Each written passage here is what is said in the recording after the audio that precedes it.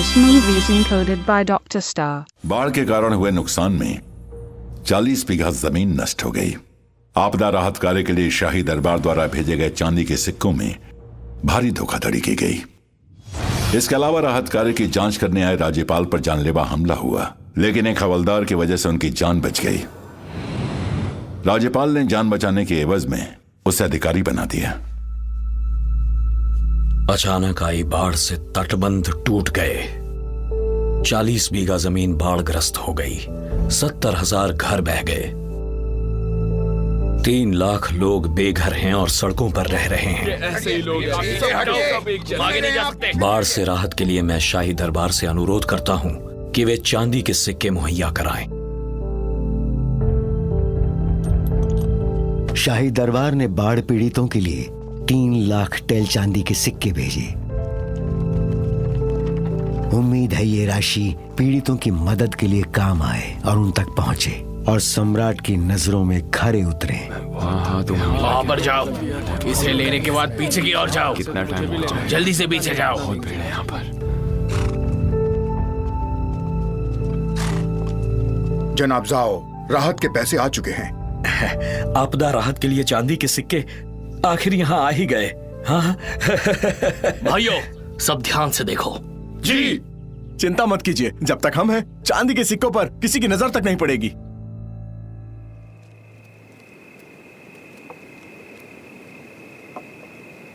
उनका खजाना तो पूरा खाली हो चुका है।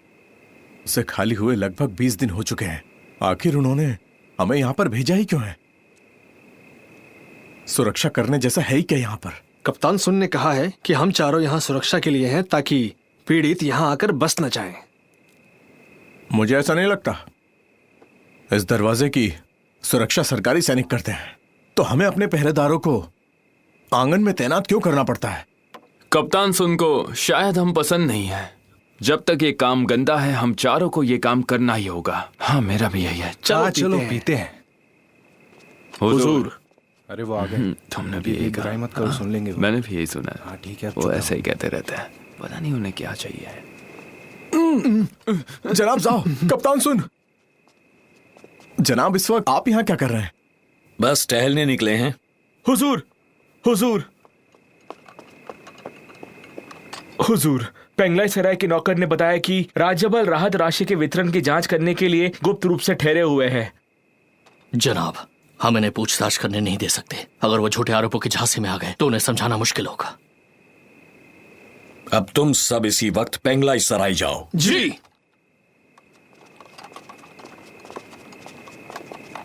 यहाँ के सभी किराएदारों को बाहर निकालो। राज्यपाल वो को भनक ना लगे। जी। हुजूर, हुजूर, हुजूर। राज्यपाल वुइन कौन से कमरे में है? ऊपर हैं। माँ जी, तुम जाकर उनकी मदद करो। ऊपर का मुझ पर छोड़ दो। ठीक है, मैं जाता हूँ।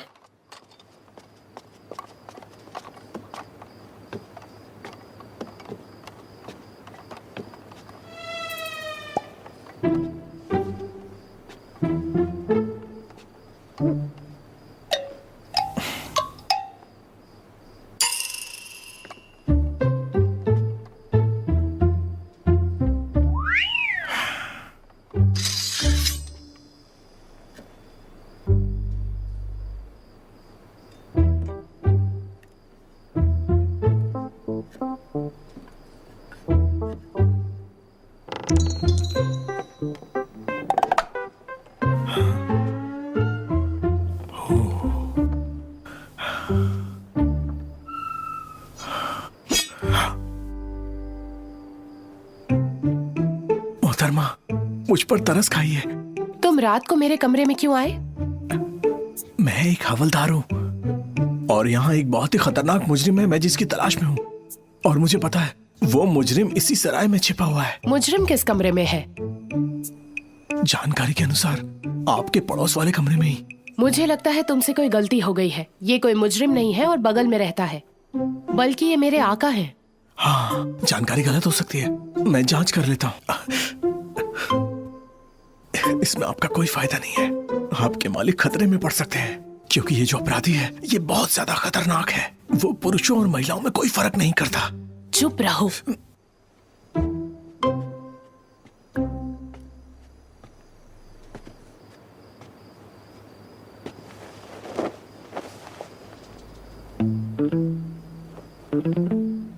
क्या जनाब जाओ ने आपको बताया कि इस कमरे में रहने वाला आदमी एक महत्वपूर्ण अपराधी है? हाँ, जनाब जाओ ने ऐसा ही कहा था। या हो सकता है शायद मैं गलत हूं।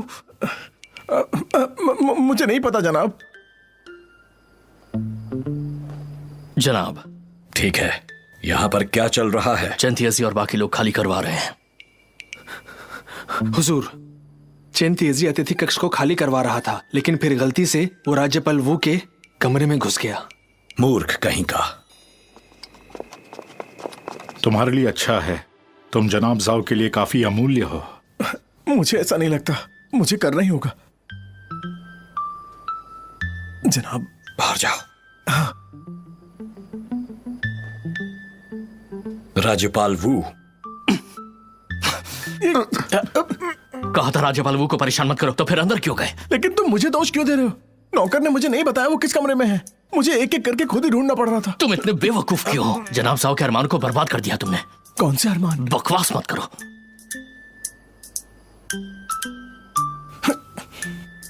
राज्यपाल वू, आप मुझे बिना बताए आ गए। मैं आपको लेने भी नहीं आ सका। जनाब जाओ सरकारी कामों में व्यस्त है, मैं आपको परेशान नहीं करना चाहता था। अरे इसमें परेशानी कैसी? आपका स्वागत है जनाब। जनाब जाओ, आप भली भांति जानते हैं मैं अभी भी सराय में आया हूं और आपको पता है कि किस कमरे में रुका हुआ हूं। आपने यहां के सभी किराएदारों को हटाने का आदेश दिया। आप क्या करने जा रहे हैं? आप बता सकते हैं मुझे? मुझे गलत मत समझिएगा, मैं आपको गुप्त रूप से सूचित करना चाहता था, इसीलिए सब किराएदारों को खाली करने का आदेश दिया ताकि आपको आपदा राहत के बारे में जानकारी दे सकूं।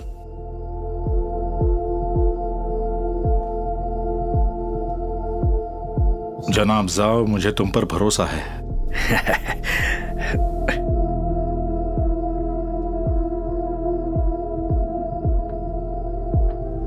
मैं इस बार यहां आया हूं क्योंकि तियान जियाओ ने कहा कि वो यहां कभी नहीं आई थी। वो यहां आना चाहती थी, इसीलिए हम दोनों डाक बंगले में नहीं रुके और मैंने जनाब जाओ को सूचित नहीं किया। ये आपदा अभी अभी घटी है और गंदगी हर जगह है। घूमने के लिए कोई जगह नहीं बची।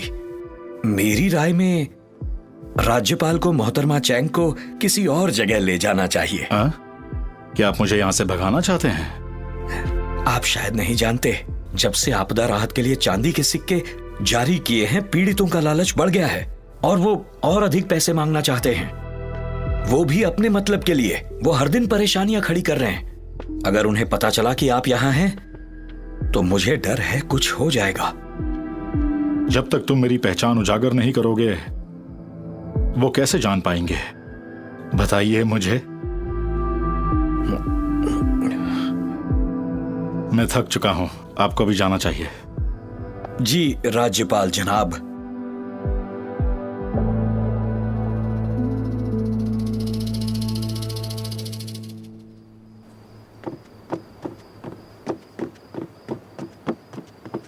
हुजूर,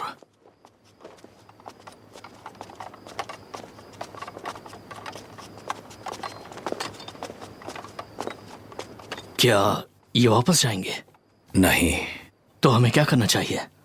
इस खबर को दबा दो कि राज्यपाल वू यहाँ हैं। तुम पीड़ितों को राज्यपाल वू से मिलने मत देना और हमें उन्हें यहाँ सुरक्षित रखना होगा। अगर उन्हें यहाँ कुछ हो गया तो हम सब के सब फंस जाएंगे। वो यहाँ से नहीं जा रहे हैं तो हमें भी उनके साथ खेल खेलना होगा। जनाब झाओ आपको धमकाने की कोशिश कर रहे हैं। वो चाहते हैं कि आप वापस चले जाएं और आप पैसों की जांच ना करें। मेरी शब्दों से उससे पता चल जाएगा कि मेरा क्या मतलब है। अगर वो चतुर है तो उसे पता होना चाहिए कि क्या करना है। क्या होगा अगर वो आपके कहे अनुसार नहीं चलेगा? क्या वो चाले चलेगा? क्या लगता है आपको? उसमें हिम्मत नहीं है।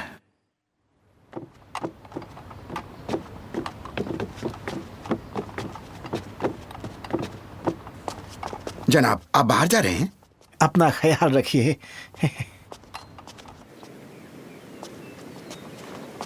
राज्यपाल वू,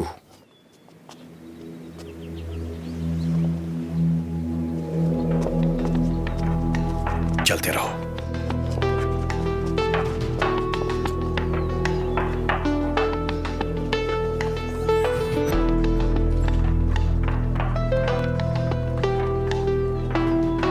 हमारे पैसे खाकर बैठे। सही कहा।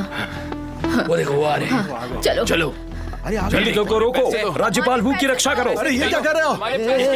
पीछे हटो, हटो पीछे। अरे कहा पीछे हटो। राज्यपाल वू, शाही दरबार ने पैसा भेजा है, वो हम लोगों को कब तक दोगे आप? राज्यपाल वू, ये क्या कर रहे हैं? राज्यपाल वू, हमें हमारे पैसे दीजिए। अरे बात पीछे हटो। राज्यपाल वू, आप कुछ कहते क्यों नहीं? अगर आप नहीं कहेंगे इसका मतलब आप हमारे लिए कुछ नहीं करेंगे। बहुत हो गई तुम्हारी दादागिरी। राज्यपाल वू, आप बुरे हैं। राज्यपाल पर मत चिल्लाओ। हम अपने पैसों की बात कर रहे हैं। राज्यपाल वू, आपको यहाँ से निकलना होगा। बात भी नहीं करने दे रहे। हटो पीछे। सराय में वापस चलते हैं। नहीं, अगर ये सराय में घुस गए तो निकलने का कोई रास्ता नहीं है। इस तरफ हटो, पीछे चलो इस तरफ। पीछे हट जाओ, चलो। यहाँ जा रहे हो बिना पैसे दिए? नहीं दे रहा, पीछे हटो। ये पीड़ित फिर से मुसीबत खड़ी कर रहे हैं। मैं माफी चाहता हूँ राज्यपाल। पीड़ित मुझे डरा नहीं सकते।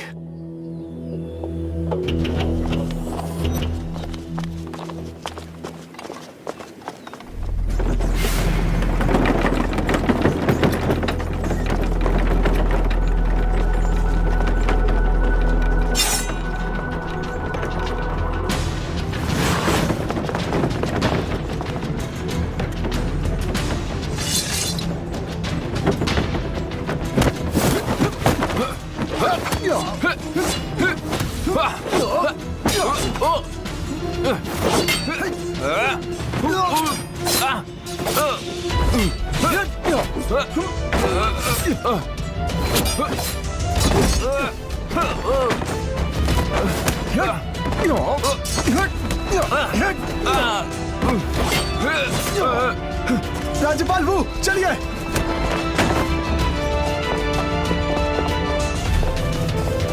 इस तरफ चलिए।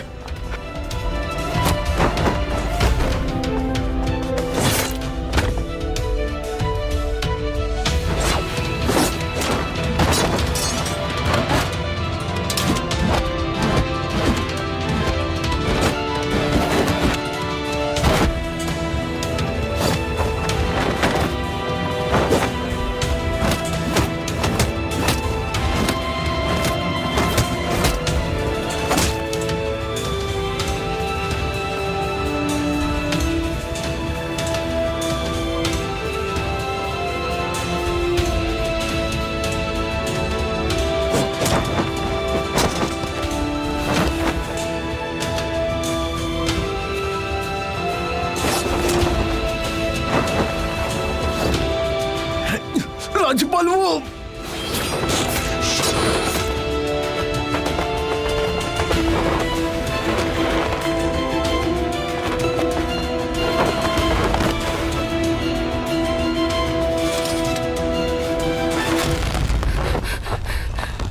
राज्यपाल। राज्यपाल वू, आप ठीक तो है ना? आपको कुछ हुआ तो नहीं ना? आपके इलाके में गवर्नर की हत्या की साजिश हुई है। अगर उन्हें कुछ हुआ तो आप पूरी जिम्मेदारी लेंगे।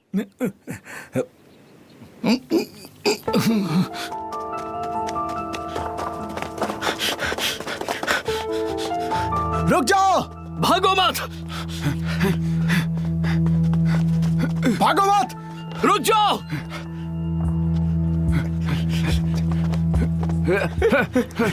तलवार नीचे रखो, तुम भाग नहीं सकते। नीचे रखो। नजदीक मत आना, वरना मैं इसे मार डालूंगा।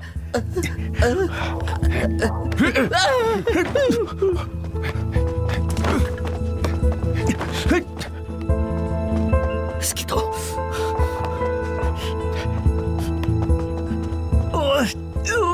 कहाँ गया वो भाग गया। एक नंबर के बेवकूफ हो तुम।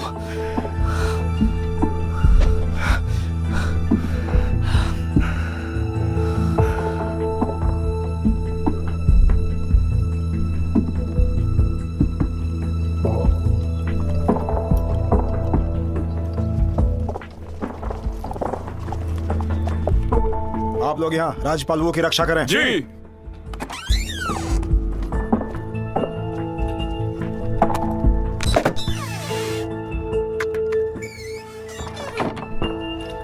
राज्यपाल वो,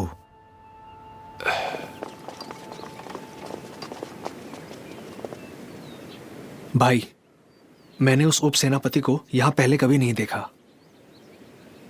भाई सुनो, वैसे आप कौन से कक्ष से हैं? हरा झंडा, गुआंगजो सेना। तो राज्यपाल वो को हम पर विश्वास नहीं है? उन्होंने यहाँ हरी झंडी सेना को बुला लिया। मेरे आका, इस बार हत्यारा सफल नहीं हुआ। मुझे डर है कि वो फिर से लौटेंगे। आप अब खतरे में हैं, इसलिए आपकी अनुमति के बिना मैंने आपका निशान लिया और सेनापति से कहा कि वो आपकी सुरक्षा के लिए उप सेनापति और सैनिकों को नियुक्त करें। वर्षों तक मेरा अनुसरण करने के बाद तुम जान चुकी होगी कि मैं क्या सोचता हूँ। राज्यपाल वो, आपकी सुरक्षा का जिम्मा हम लेते हैं। तियांजिया, जाओ उस सैनिक को बुलाओ जिसने मेरी जान बचाई है।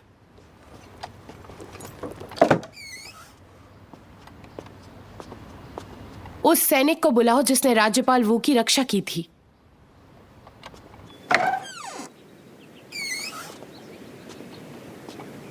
राज्यपाल तुमसे मिलना चाहते हैं। मुझसे?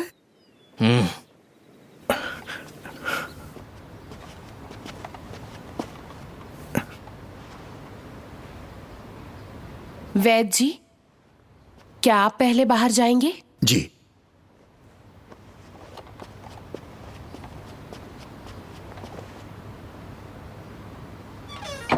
राज्यपाल वो, तुम्हारा नाम क्या है? मेरा नाम चेन तिएजी है। मैं एक हवलदार हूं। अगर तुम मेरी रक्षा नहीं करते तो मैं मारा जाता। तुम इस बात को अच्छी तरह से जानते हो ना? लेकिन यही तो मेरा फर्ज है। वैसे तुमने मेरी रक्षा क्यों की है? हालांकि मैं एक छोटा सा हवलदार हूं, लेकिन मैं अपने सामने किसी को भी आपको चोट नहीं पहुंचाने दे सकता। तो क्या तुम मेरे लिए हत्यारे को ढूंढोगे? मैं एक हवलदार हूं और ये मेरा कर्तव्य है। बहुत अच्छे, मैं तुम्हें हवलदारों की तीसरी टुकड़ी का प्रमुख नियुक्त करूंगा। तियांजियाओ तुम्हारी सहायता करेगी। तुम दोनों मेरे लिए हत्या के मामले पर काम कर रहे हो। चेन तिएजी, क्या आपने राज्यपाल को सुना? जी बिल्कुल। अगर हाँ तो आप जवाब क्यों नहीं देते? मैं सिर्फ एक साधारण सा हवलदार हूँ। अब अचानक से मुझे एक काम दिया गया है। मुझे डर है कि दूसरों को समझाना मुश्किल होगा। तियांजियाओ, इसे मेरी मोहर दे दो। हुजूर। अभी दो।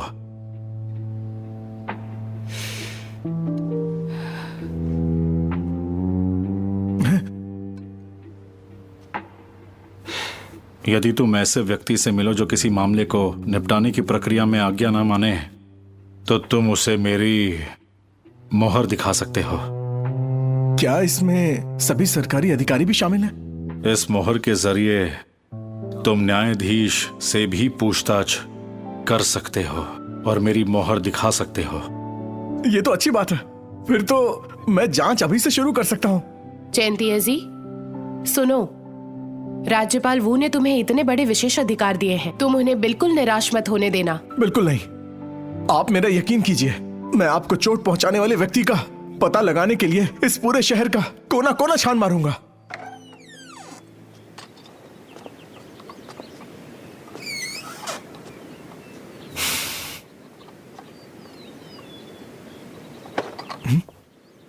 क्या कहा राज्यपाल वो ने तुमसे? तुम्हें बताना जरूरी नहीं है। दिमाग खराब हो गया तुम्हारा? मुझसे ऐसे बात करने की हिम्मत कैसे हुई? आपको तो शुक्रगुजार होना चाहिए कि मैं आपसे ऐसे बात कर रहा हूं। क्या कहा?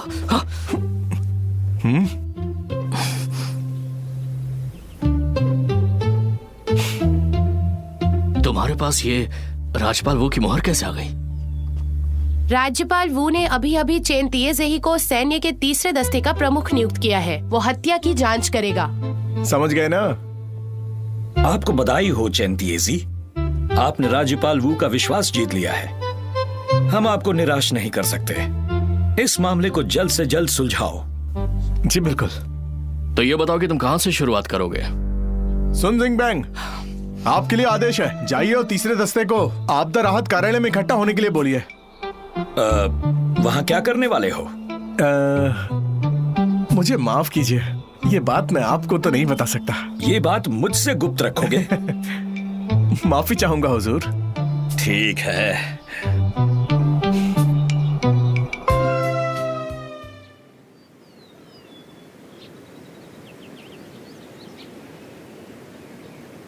चंद तेजी कायर है, उसकी हिम्मत कैसी है मुझसे ऐसे बात करने की। मैं देखना चाहता हूं कि वो कैसे काम करता है।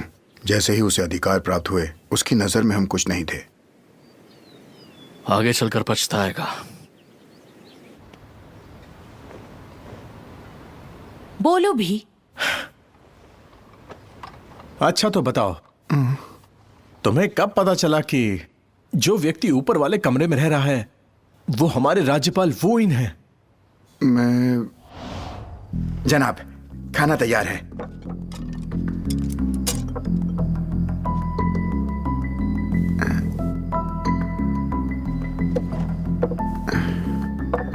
आनंद लीजिए इसका। तो क्या तुमने किसी को बताया कि तुमने क्या देखा? उस दिन मैं चलो तियान जी आओ, खाना खाते हैं। कल सुबह मेरे साथ शिकुन आओ, आपदा राहत निधि का पता लगाएंगे वहां पर।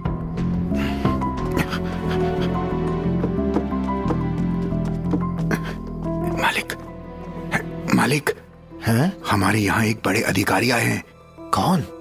राज्यपाल। हाँ, मुझे उनके आसपास एक भी अनुरक्षक नजर नहीं आया। क्या ये उनकी निजी यात्रा होगी? ये इतना आसान नहीं है। जाओ और न्यायाधीश को सूचित करो। हाँ, अच्छा अच्छा। हुजूर, राज्यपाल वो और उनके आदमी अभी पेंगलाई सराय में गए थे। वो यहाँ क्या कर रहे हैं? मुझे नहीं पता सरकार। आपदा राहत के लिए धन के बारे में कुछ बात कर रहे थे। अच्छा, अब सुनो, इसके बारे में किसी से बात मत करना। मालिक और हवलदार फेंग के अलावा किसी को नहीं बताया कि राज्यपाल वो पेंगलाई सराय में थे। तुमने मेरी और राज्यपाल वू की बातें सुनने की हिम्मत कैसे की? अरे, मैं बात कर रहा हूं।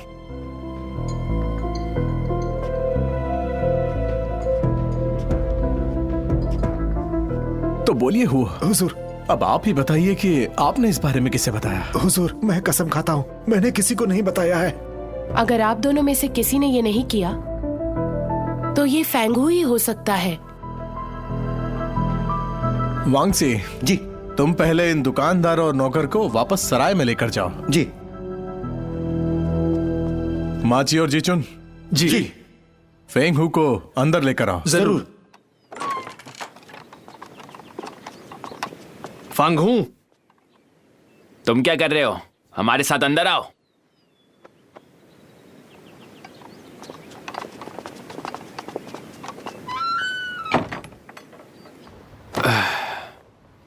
चैन तेजी है, क्या तुम मामले को सुलझाने के लिए हमारा तरीका अपना रहे?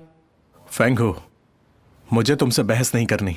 सवाल यह है कि नौकर ने जब तुम्हें बताया कि राज्यपाल वो पेंगलाई सराय में है, तो ये बात तुमने किसे बताई? तुम जानते हो किसे?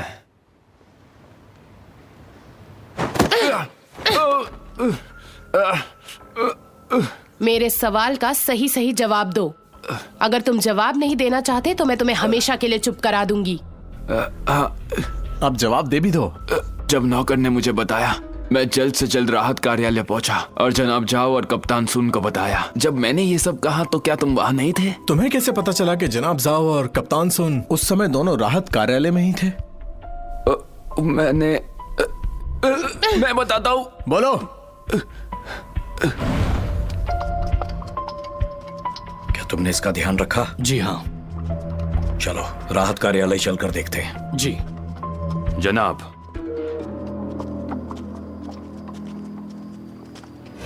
वो किसके बारे में बात कर रहे थे? मुझे नहीं पता। वो लोग यहाँ पर क्या जानने के लिए आए हैं? मुझे सच में नहीं पता मोहतरमा, मुझे सच में नहीं पता है।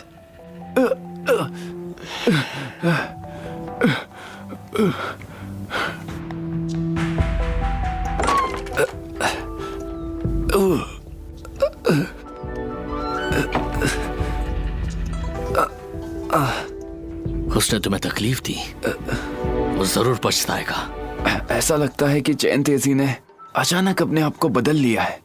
क्या पूछा उसने? चैन तेजी ने मुझसे पूछा कि मैंने राज्यपाल वू के पेंगलाई सराय में ठहरने की बात किसे बताई है, और सबसे महत्वपूर्ण बात, उसने मुझसे पूछा कि आप और जनाब जाओ कल रात यहाँ क्यों आए थे। क्या उसका इस मामले से कोई संबंध है? उसने ऐसा क्यों पूछा होगा? वो मुझे पता नहीं, पर मुझे लगता है कि उसे सच में कुछ पता है। हमने ये काम आसानी से किया, उसे ये बात पता नहीं चलेगी।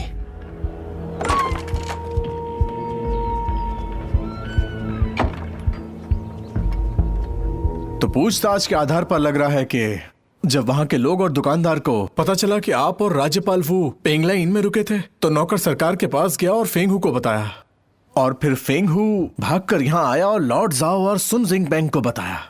उन दोनों को पता चलने के बाद वो हमें पेंगलाई सराय में ले गया और किराएदारों को बाहर जाने के लिए कहा। किराएदारों को बाहर निकालने के बाद उन्होंने हमें पेंगलाई सराय में रहने और रखवाली करने के लिए कहा। क्या आप में से कोई वहां से चला गया था? जनाब जाओ और कप्तान सुन को छोड़कर राज्यपाल वू की हत्या के प्रयास से पहले और बाद में हम में से कोई भी नहीं गया। फिर तो मेरा शक जनाब झाओ और सन जिंगबैंग पर ही आ रहा है। वही तो मैं सोच रहा हूं, लेकिन ऐसा करने के पीछे उनका मकसद क्या है? आखिर वो दोनों ऐसा क्यों करेंगे? क्योंकि वो राज्यपाल वू को पैसों की जांच करने से रोकना चाहते हैं। राज्यपाल वू ने रोकने पर जोर दिया, नतीजा वही हुआ जो जनाब जाओ ने कहा था, और उनका सामना आपदा पीड़ितों और हत्यारों से हुआ। फिर तो जनाब झाओ ही मुख्य संदिग्ध है। देखो, अगर यह आदेश जनाब जाओ का होता तो उसे व्यक्तिगत रूप से इसमें शामिल नहीं होना चाहिए। वो ये काम सुन जिंग बैंग को खुद करने को कहता। तो फिर चलिए सन जिंग बैंग से शुरू करते हैं। सुन जिंग बैंग को जनाब जाओ को दोषी ठहराने दो, मामला सुलझ गया।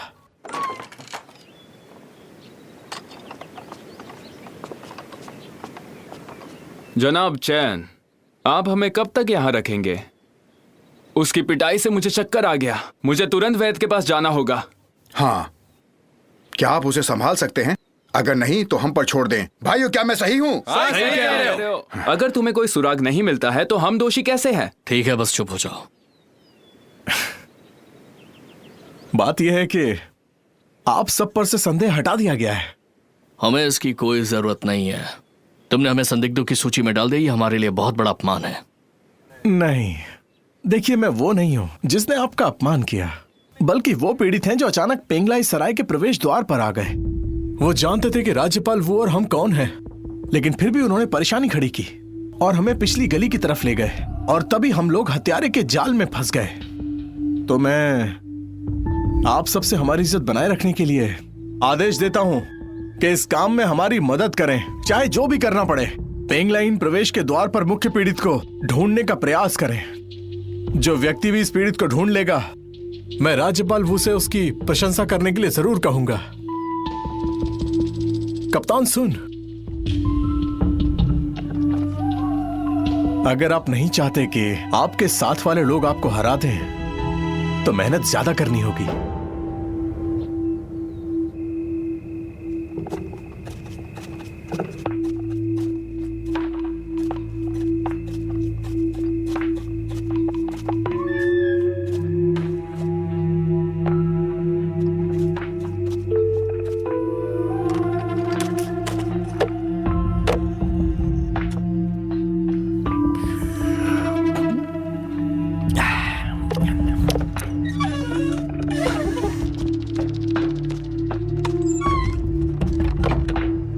कप्तान सुन,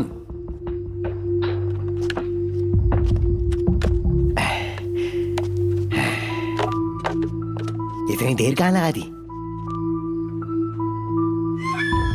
पैसे लाए? कौन से पैसे? मूर्ख समझाए क्या? क्या बात कर रहे हो तुम?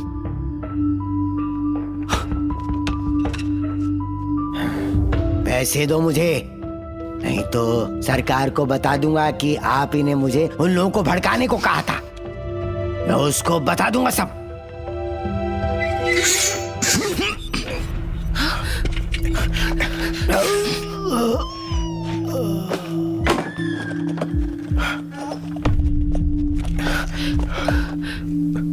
इसकी सांस चल रही है, जल्दी लेकर चलो।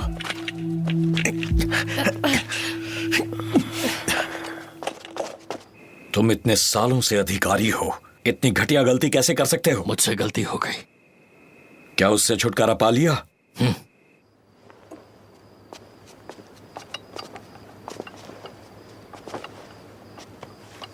आप उसे वैद्य बाई के पास क्यों नहीं भेजते?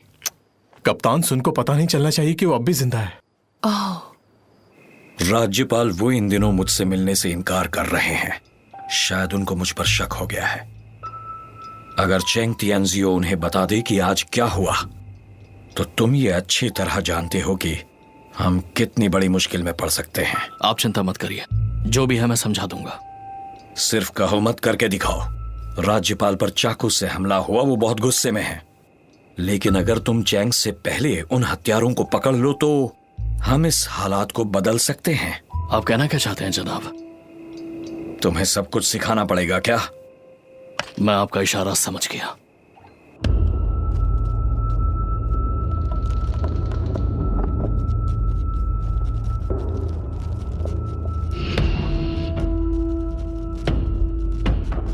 सभी युवाओं को जान से मार दो। जी।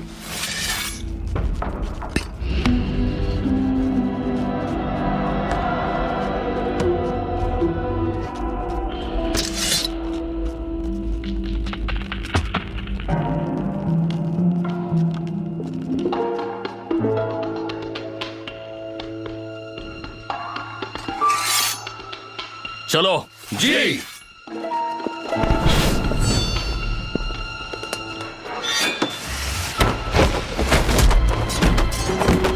जल्दी करो। मारो उसे।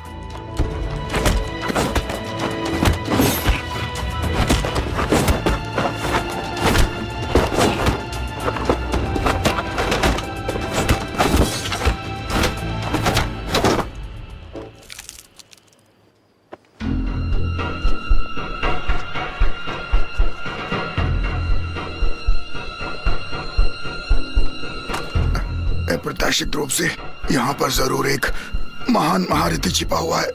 तो क्या यही बात है? हमें अपनी योजना छोड़ देनी चाहिए। पीड़ितों के शव ढूंढो और उन्हें हत्यारा बना दो, समझ गए ना? मेरी मदद करो।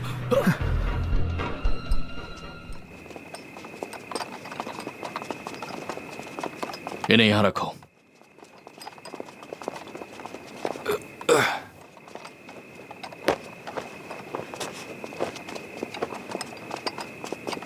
इतनी रात को तुम इन लाशों को यहाँ क्यों ले आए हो? जनाब, हमने राज्यपाल वू की हत्या का प्रयास करने वाले हथियारों को पकड़ लिया है। गिरफ्तारी के दौरान हथियारों ने विरोध किया, इसलिए इन्हें मारना पड़ा।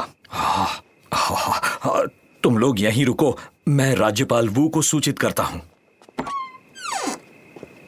जनाब जाओ, राज्यपाल वू आपसे मिलना नहीं चाहते, आप बाहर इंतजार करें। सेनापति रैन, मेरे पास एक खुशखबरी है। अभी सन ने सूचित किया है कि उन्होंने राज्यपाल वू की हत्या करने वाले लोगों को पकड़ लिया है। हत्यारे कहाँ हैं? वो बाहर हैं। तुम बाहर प्रतीक्षा करो। ठीक है।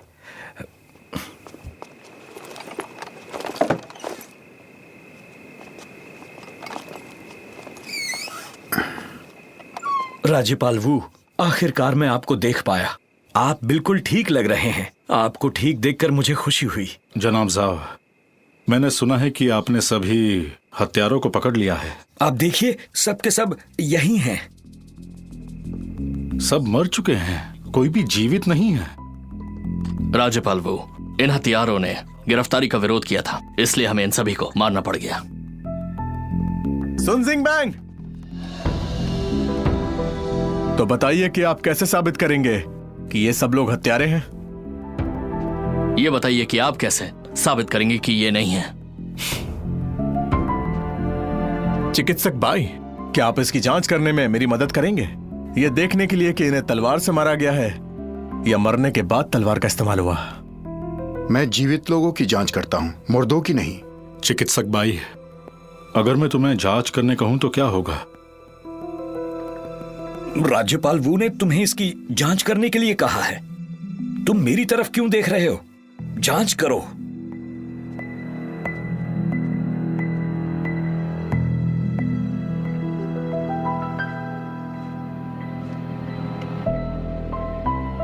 चिकित्सक भाई, तो कुछ पता चला आपको? आप अधिकारी हैं, क्या आप खुद नहीं देख सकते? मुझे क्यों परेशान करना चाहते हैं? हाँ, इनका शरीर दिखने में तलवारों के जख्मों से भरा हुआ है। इसे मरे हुए तो 2 दिन हो चुके हैं। सन जिंगबोंग, तुम्हारी हिम्मत कैसे हुई? राज्यपाल वू को धोखा देने के लिए तुमने पीड़ितों के शवों का इस्तेमाल किया। तुमने कहा कि एक हत्यारे का शव था। सुन जिंगबैंग, इसके सवाल का जवाब दो। मैं योगदान देने के लिए काफी उत्सुक हूँ, इसलिए मैंने ये बेवकूफी भरा तरीका अपनाया। तुम झूठ बोल रहे हो। मैं सच्चाई बयान कर रहा हूँ। तुमने ऐसा इसलिए किया कैप्टन सुन, ताकि मैं इसकी जांच न कर पाऊं। अगर मुझे किसी भी तरह पता चला कि राज्यपाल वू को मरवाने की साजिश तुम्हारी है। जानती है जी, बकवास मत करो। जाओ लाओसी, बाहर आ जाओ। सुन जिंगबांग, तुमने मुझे कहा कि राज्यपाल वू की हत्या कर दो, बदले में तुम मुझे 10,000 चांदी के सिक्के दोगे। ये सच नहीं है। देखो, तुम झूठ मत बोलो। तुमने मुझे मारने की कोशिश की। हाँ, ये झूठ बोल रहा है। सिपाहियों, जी। कैप्टन सुन और दूसरों को गिरफ्तार करो। जी। जाओ लाओसी, सुन जिंगबैंग ने तुम्हें राज्यपाल वू की हत्या करने के लिए कब कहा था? सुन जिंगबांग परसों रात को अचानक मेरे पास आया था।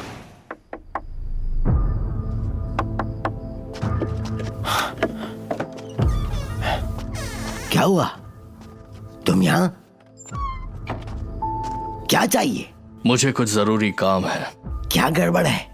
राज्यपाल वो यहाँ है, आपदा राहत के लिए चांदी के वितरण की जांच करने। अरे, तो तुम इतने घबराए हुए क्यों? क्या तुमने लोगों को सचमुच पैसे बांटे या नहीं? सरकार ने ऐसा किया है। हम उसे ये पता नहीं चलने दे सकते, क्योंकि पता चल गया तो हम मर जाएंगे। तो तुम अब क्या करने वाले हो? हमारे पास और कोई रास्ता नहीं है। तुम उसे मारोगे क्या? उम्मीद है तो मेरी मदद करोगे। मैं क्यों मदद करूं तुम्हारी? तुम अभी जाकर 100 पीड़ितों को ढूंढ कर लाओ, उन्हें पेंगलाई सराय रास्ते पर ले जाओ। जैसे ही तुम मुझे और सैनिकों को राज्यपाल वो की सुरक्षा में देखोगे, तुम्हें बस वही करना है जो इसमें लिखा हुआ है। मुझे बस इतना ही करना है ना? पीड़ितों को राज्यपाल वू के सामने उस गली में लेके आना है। गली पीछे वाले रास्ते की ओर जाती है। जब तक तुम उसे उस जगह पर धकेलते रहोगे, हम हथियारे से कहेंगे उसे मारने के लिए, और फिर हम अदालत को यह सोचने देंगे कि पीड़ित ने ही राज्यपाल को मारा है। हमसे मतलब कौन कौन? ऊपर से नीचे तक सब। सुन जिंगबोंग मुझसे मिलने आया था। मुझे लगा कि वो मुझे शुक्रिया बोलेगा और पैसे भी दे देगा, पर ये बिल्कुल नहीं सोचा था कि वो मुझे मारने की कोशिश करेगा।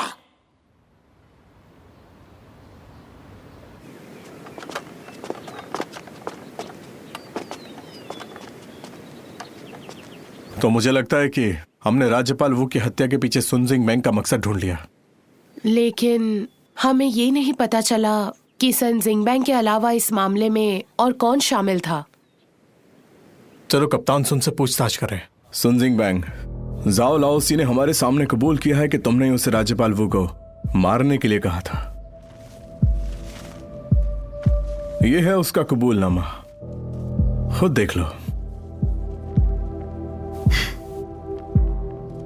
चंतिएजी, क्या तुमने इस आदमी से मुझे फंसाने के लिए कहा था ताकि तुम अपना पद बरकरार रख सको? मुझे तो ये झूठ लगता है। रात में किया गया गलत काम दिन में दिख ही जाता है। तो बताओ, तुमने कितने पैसे लिए हैं और तुम राज्यपाल वू के जांच करने से क्यों डर रहे हो? मुझे फंसाने की कोशिश मत करो। 1,000, 10,000 या 1,00,000? क्या कर रहे हो? कहा ना मुझे मत फंसाओ। मैं तुम्हारे झांसे में नहीं आऊंगा। बताने में ही तुम्हारा फायदा है। तो तुमने चांदी के सिक्के कैसे चुराए सुन जिंगबैंग? मुझे सब याद है, जब सिक्के सरकारी दफ्तर में पहुंचे थे। कप्तान सुन, सरकार ने आपदा राहत कार्यालय स्थापित किया है। इस वक्त हम सभी को वहीं होना चाहिए। हमें आने जाने वाले कर्मियों की जांच करनी है। इसमें कितना समय लगेगा? जब तक राहत काम खत्म ना हो जाए। जब चांदी के सिक्के सरकार के पास थे और फिर यहां भेजे गए, तो शाही दरबार की मोहरें वहीं थी, लेकिन तुम्हें ऐसा करने का मौका नहीं मिला। क्या आप फुशोउ गांव से हान योकिंग हैं? जी। क्या आप फुशाओ गांव से हान योकिंग हो? जी। इस जगह यहाँ हस्ताक्षर कीजिए। फुशाओ गांव से हान योकिंग तुम ही हो? आपके नाम पे 5000 टेल चांदी के सिक्के हैं। लिखने के बाद यहाँ हस्ताक्षर करें। चांदी के सिक्के जारी करते समय हमने हर चीज की जांच की है और तुम्हें ऐसा करने का मौका नहीं मिला। खोलकर जांच करो। सब ठीक है, बंद कर दो इन्हें। जांच पड़ताल की प्रक्रिया में वो सारा सामान हमारी निगरानी में था और उस समय तुम्हारे लिए ऐसा करना मुमकिन नहीं है। फिर गांव वाले वहां से चांदी के सिक्के लेकर चले गए। ये भी ले लो, बहुत भारी है। क्या ऐसा हो सकता है कि उन गांव वालों के वहां से जाने के बाद तुमने वो चांदी के सिक्के वहां से चुरा लिए हो? अब मैं इस पर क्या ही कह सकता हूँ। जाकर जांच करो, हम पता लगा लेंगे।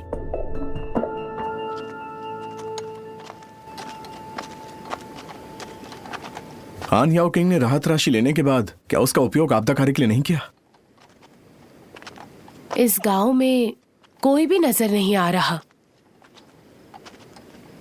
आगे चलकर देखते हैं।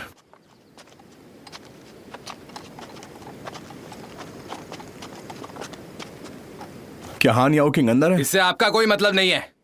रास्ते से हटो, मैं उसे ढूंढ रहा हूं। उन्होंने कहा है वो किसी से नहीं मिलेंगे। हमें करना ही होगा।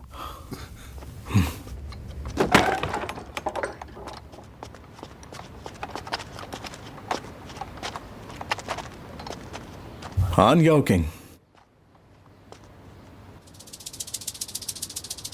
क्या आपने ही मेरे कागजात की जांच की थी? मैं वही हूं। तो आप मुझे गिरफ्तार करने आए हैं या मारने आए हैं? तुम्हें क्या लगता है? मारने आए हैं। मैं तुम्हें क्यों मारूंगा?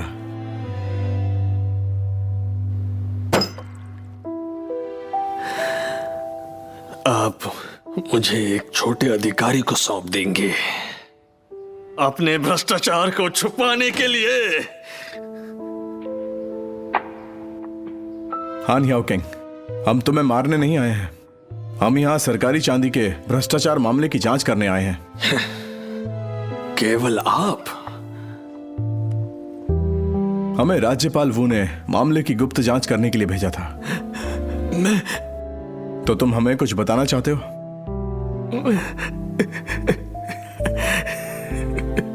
तुम क्यों रो रहे हो? मुझे लगा कि मैं अपना नाम कभी साफ नहीं कर पाऊंगा। देखो, चिंता मत करो, राज्यपाल वू तुम्हारी मदद करेंगे। उस दिन राहत कार्यालय से चांदी के सिक्के मिलने के बाद मैं बिना रुके यहाँ वापस आ गया। हमने चांदी के सिक्कों का डब्बा उतारा और पीड़ितों को बताया। जब हमने चांदी के सिक्के पहुंचाए, खोलो इसे। हाँ, वक्त क्यों लग रहा है? अब तक कुछ नहीं मिला है। सब तो मिल जाना चाहिए। क्यों लग रहा है? दिल्ली मचा रखी है इन्होंने। हुजूर, जल्दी आकर देखिए। क्या हुआ?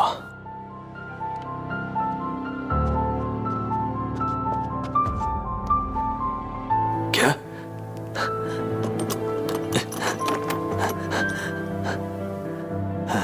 दरवाजा बंद करो।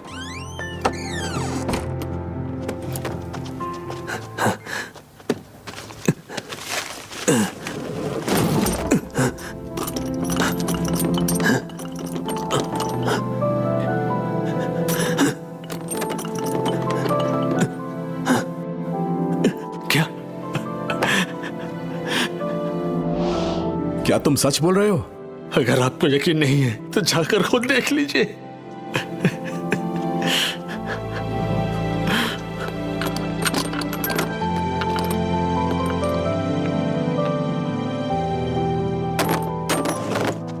ये तो सिर्फ पत्थरों से भरी हुई है, चांदी कहाँ है? मेरा भी यही सवाल है, लेकिन मैं पूछ नहीं सकता, वरना वो मेरा सर धड़ से अलग कर देंगे। तुम कहना क्या चाहते हो? उस दिन आपने अपनी आंखों से देखा था। मैंने राहत कार्यालय में हस्ताक्षर किए। जब मैं वापस आया और संदूक खोला तो वो पत्थर 5 संदूकों में बदल गया था। सब मुझ पर शक करने लगे कि ये मैंने ही किया है, तो मैं किसी को बताने की हिम्मत कैसे कर सकता था?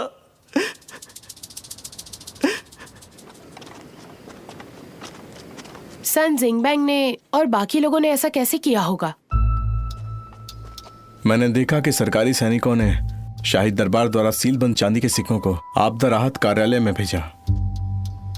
जैसा कि हान याओ किंग ने कहा, जब अधिकारी ने संदूक खोली और उस चांदी को आगे जांचने के लिए दिया तो चांदी बदल दी गई। ये इतनी आसानी से कैसे हो सकता है? ये लोग बिल्कुल भी अच्छे नहीं हैं। मुझे नहीं लगता कि हान याओ किंग इसमें अकेला है। फिर हम एक एक करके जांच करेंगे। चलकर देखते हैं कि क्या अन्य गांव में भी इसी तरह की स्थिति है। हर कोई हान याओ किंग के जैसा नहीं होता। हो सकता है कि वो हमारी मदद ना करे। तो हमें क्या करना चाहिए? जब तक हम सबूतों के साथ चुराई गई चांदी को ढूंढ नहीं लेते, उन्हें अपना अपराध कबूल करना ही होगा। हम चोरी किया हुआ पैसा आखिर कैसे ढूंढ सकते हैं?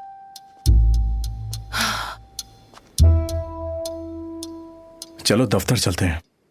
चलो।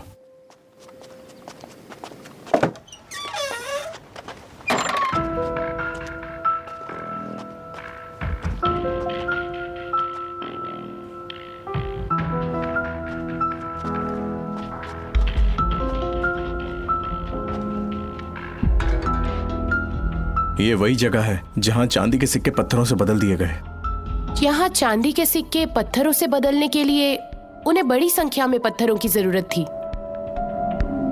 उन्होंने पत्थर कहाँ छुपाए और बिना कागजी कार्रवाई के, बिना किसी की जानकारी के उन्होंने चांदी का परिवहन कैसे किया?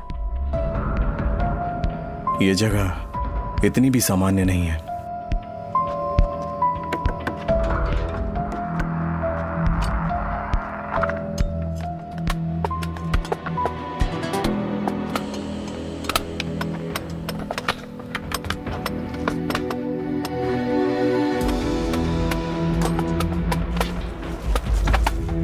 तेजी आओ और देखो।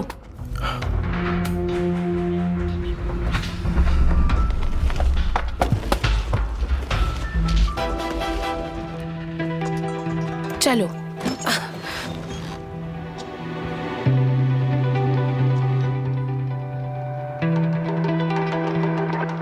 हमें जवाब मिल गया। इसलिए उन्होंने तहखाने में पत्थर और चांदी छिपा दी। जब राहत राशि बांटी गई तो सुन जिंगबैंग ने हमें वापस जाने को कहा। उन्हें चांदी उसी समय ले जानी चाहिए थी।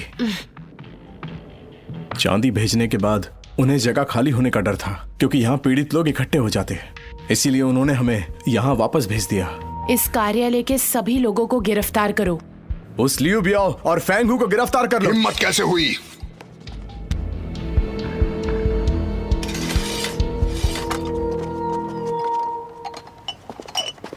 चैन तेजी, तुम यहाँ पर क्या कर रहे हो? न्यायाधीश जी, आपको मेरे साथ राहत कार्यालय चलना होगा। बकवास! तुम सिर्फ एक हवलदार हो, मुझे हुक्म देने की हिम्मत कैसे की तुमने? ये मेरा आदेश है, इन्हें लेकर चलो। जी। पकड़ने की जरूरत नहीं है, मैं खुद चल सकता हूं। चैन तेजी, तुमने न्यायाधीश को क्यों गिरफ्तार किया? मैं आशा करता हूं कि अगले आप ना हो। तुम?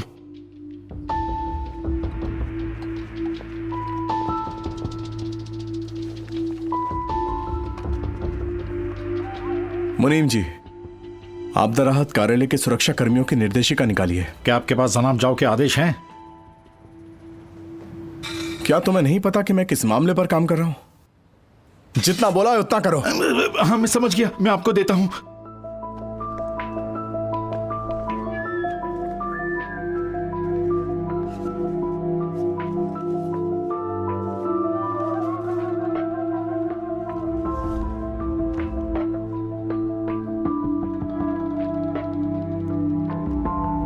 मेरे साथ आइए। कहाँ? आपदा राहत कार्यालय। सेनापति जी, मेरी मदद कीजिए। मैं राज्यपाल वू से मिलना चाहता हूँ। मुझे उनसे एक बहुत जरूरी बात करनी है। राज्यपाल वू ने कहा है बिना अनुमति कोई अंदर ना आए। मैं आपकी मदद नहीं कर सकता।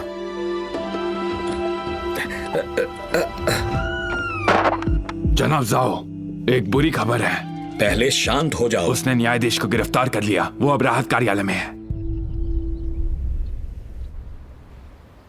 जनाब हो, आपके पास राहत कार्यालय का कार्मिक लेखा परीक्षा और पंजीकरण भी है, लेकिन आपदा राहत कार्यालय की सूची में केवल न्यायाधीश सुनजिंग बैंग, लियू बियाओ और फेंग हू का नाम क्यों है?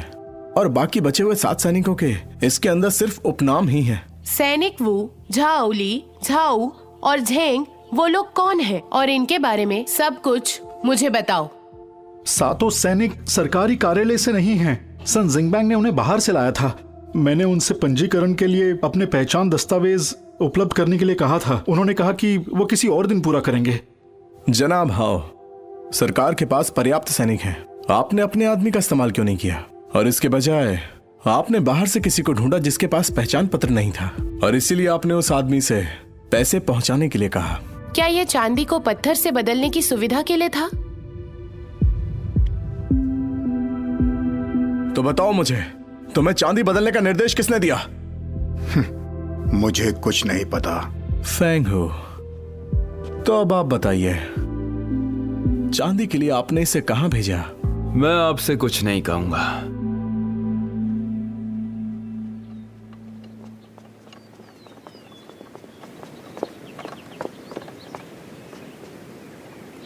उन्हें इसके लिए तैयार रहना चाहिए था।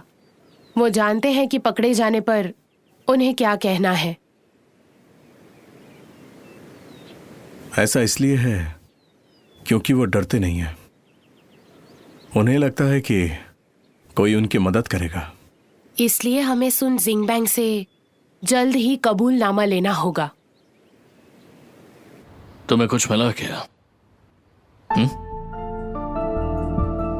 अब चूंकि तुम्हें कुछ नहीं मिला तो फिर मुझे जाने दो। चांदी के सिक्के प्राप्ति कार्यालय में जिन 7 सैनिकों की कोई पहचान नहीं है, आखिर उनके नाम क्या हैं? वो लोग अब कहां हैं? वो जानते थे कि तुम चांदी की जगह पत्थर रखते हो। क्या तुमने उन सभी को मार डाला है?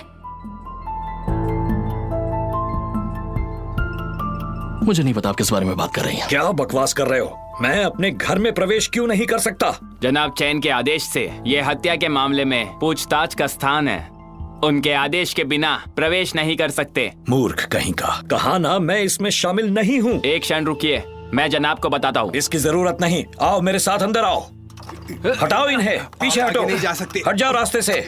नहीं, पीछे हटो। पीछे हटो। जाओ यहाँ से। जनाब चैन, वो जनाब जाओ अंदर आने की कोशिश कर रहे हैं। जनाब जाओ, मैं देखता हूं। जी।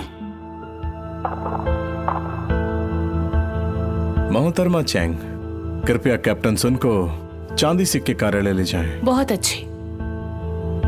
चलो।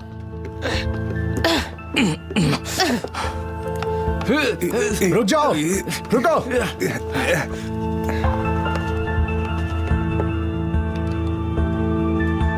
जनाब साहब, आप इन लोगों के बीच में आखिर क्या कर रहे हैं? चैन तिएजी, राज्यपाल वू ने आपको केवल जांच करने के अधिकार दिए हैं। बिना किसी सबूत के गिरफ्तारी करने के अधिकार अभी तक आपको नहीं दिए गए। अगर आप चाहते हैं कि मैं उन्हें जाने दूं तो आप अपना समय बचाइए, अन्यथा इस तरीके से आप हमारे काम में हस्तक्षेप कर रहे हैं। मैं तुम्हारे मामले में हस्तक्षेप नहीं कर रहा, उल्टा तुम मेरे मामले में दखल दे रहे हो।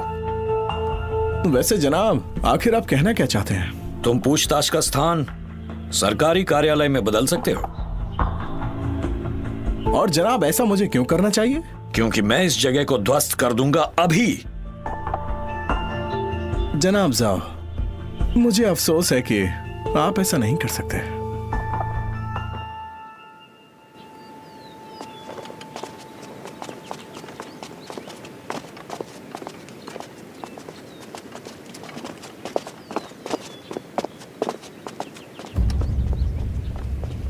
आइए। तुम मुझे यहाँ क्यों लाए हो? मुझसे क्या उगलवाना चाहते हो? बस अंदर चलिए और एक नजर डालिए। जनाब जाओ, आइए ना।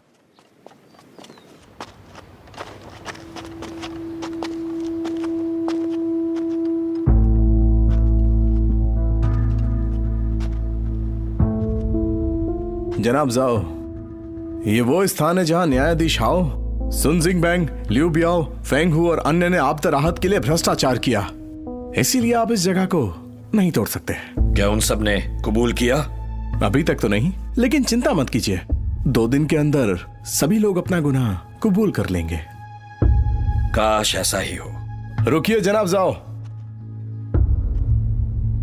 जनाब जाओ, इससे पहले कि वो कबूल करें, अगर आपको कुछ पता है तो आप मुझसे बात कर सकते हैं। 2 दिन के बाद अगर वो लोग मुझे अपने मुखिया का नाम बताते हैं तो मुझे डर है कि आपके लिए बहुत देर हो जाएगी और इतना अच्छा मौका आपके हाथ से निकल जाएगा।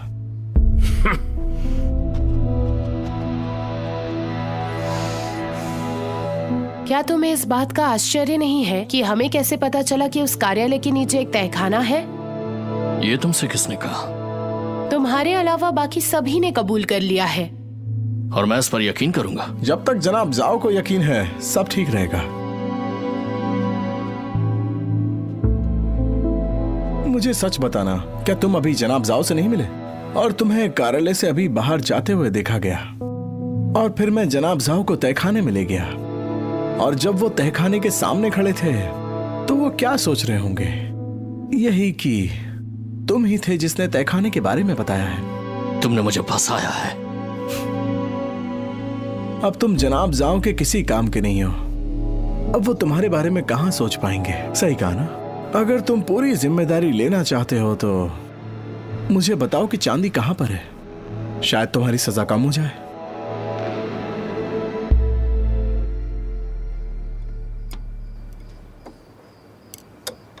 मुझे डर है कि तुम इससे बच नहीं पाओगे।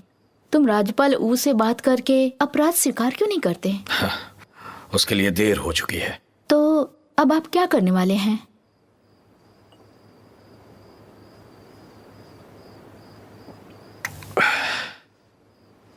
उन सबको मार दूंगा, खत्म कर दूंगा सबको।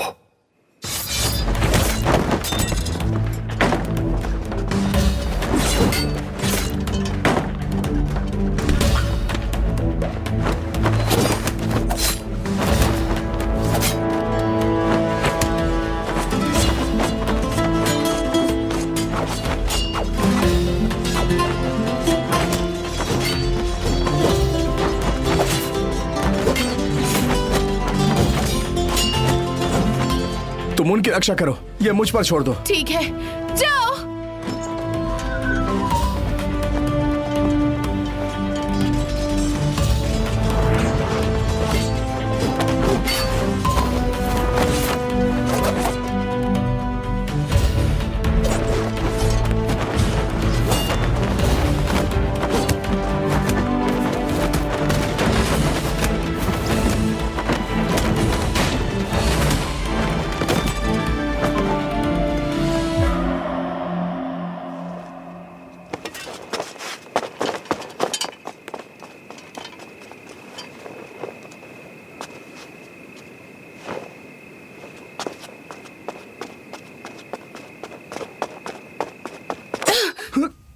अरे मैं हूं। अब हत्यारे यहां से चले गए, लेकिन उन्हें लगता है कि मैं वापस आऊंगा। हमें उनकी रक्षा करनी होगी। राज्यपाल वू के पास चलो। नहीं, इससे राज्यपाल वू को खतरा हो सकता है। हमें कहाँ जाना चाहिए? ऐसी जगह जहां वो पूरी तरह सुरक्षित रह सके।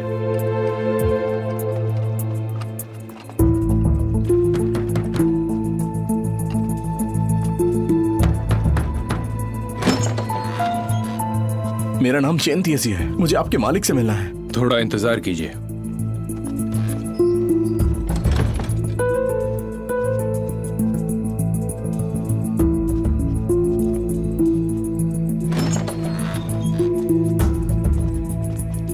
चंटियासी। जनाब गाओ, कुछ हत्यारे गवाहों को मारने की कोशिश कर रहे थे। मेरे पास कोई रास्ता नहीं था, तो जनाब गाओ, आप हमारी मदद कर सकते हैं? आ जाओ। चलो। हाँ चलिए।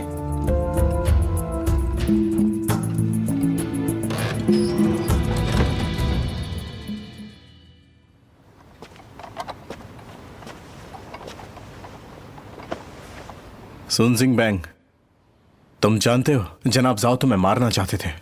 वो तुम्हें किसी भी हाल में जीने नहीं देंगे। अब तुम्हारे पास एक ही रास्ता है कि तुम हमें सब कुछ बताओ, जो कुछ भी तुम जानते हो।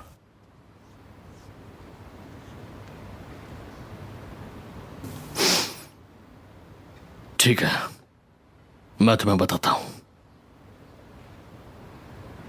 जब जनाब जाओ को पता चला कि शाही दरबार आपदा राहत के लिए चांदी बांटेंगे तो उन्होंने कार्यालय स्थापित किया भ्रष्टाचार करने के लिए। इससे दफ्तरों में जाने की जरूरत नहीं पड़ेगी और उसे ले जाना भी आसान हो जाएगा। तो तुम मुझे अब यह बताओ कि तुमने चांदी के सिक्के कहां भेजे? कप्तान सुन, आपदा राहत राशि वितरित कर दी गई है। अब चांदी निकालने का समय आ गया है। हम इसे कहां ले जाने वाले हैं? तुम्हारे नए घर में। जी। जब तुम्हारा काम खत्म हो जाए जल्दी से वहां से निकल जाना और कहीं और जगह जाकर उन 7 सिपाहियों को मार देना, इससे पहले कि वो अपना मुंह खोलकर हमें किसी मुसीबत में डाल दें। जनाब। और उसके बाद क्या हुआ? और फिर मैंने देखा कि कुछ रहस्यमयी लोगों ने सारी चांदी लाद ली और उसे लिए हुए जुआ खाना में ले गए। बाकी के बारे में मुझे नहीं पता। 7 सैनिक कहाँ हैं? क्या तुमने उन्हें मार दिया? वो 7 सैनिक वास्तव में मेरे गांव वाले हैं।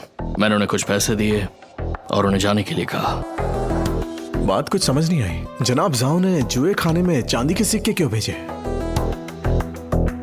चलो जुआ खाने में जांच करते हैं। चलो बड़ा वाला खरीदो। सब नीचे आ जाओ। चलो जल्दी करो, खेलते रहो। चलो नीचे उतरो, अपने पैसे इकट्ठा करो। नीचे उतरो, बड़ा शुरू करो। चलो खेलते हैं। चलो और पैसे लगाओ। और खरीदोगे? छोटा दाव। बढ़िया। जैसा मैं कहूँ वैसा करो। बड़ा दाव। इसी जगह पर। मेरी सुन लेनी चाहिए। मैंने बोला था तुम्हें मेरी बात सुननी चाहिए थी। क्या बोला? तुम्हें कुछ सुनाई नहीं देता क्या? चलो वापस दाव लगाओ। लो छोटा दाव। छोटा वाला। छोटा वाला। छोटा वाला। छोटा वाला।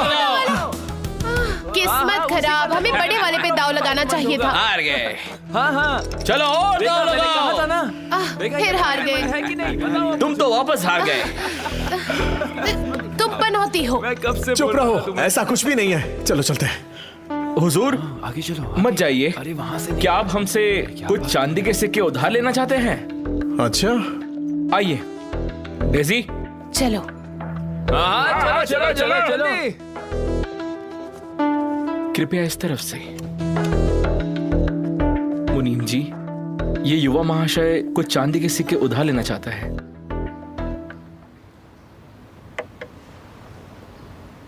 आपको कितना उधार चाहिए? 5000। क्या महाशय, ये तो बहुत ज्यादा है। मुझे डर है कि आप ऋण नहीं चुका पाएंगे। आप 500 रुपए उधार क्यों नहीं ले लेते? अच्छा, मुझे थोड़ी तो इज्जत दो। मेरे पास बहुत सारे सिक्के हैं। मेरे लिए ये करना आसान नहीं है, वरना चांदी से को चलकर मार सकता हूं। ये आसान क्यों नहीं है? आपके पास सरकारी चांदी के सिक्के हैं? नहीं चाहिए उधार। हुजूर जरा रुकिए। जाइए। जी। घबराइए मत हुजूर, मैं आपसे ये नहीं पूछूंगा कि सरकारी चांदी कहां से मिली, लेकिन जाइए मत। मेरे पास कोई सरकारी चांदी नहीं है, बकवास मत करो। मैं आपसे कहना चाहता हूं, मैं यहां सरकारी चांदी के कारोबार में विशेषज्ञ हूं।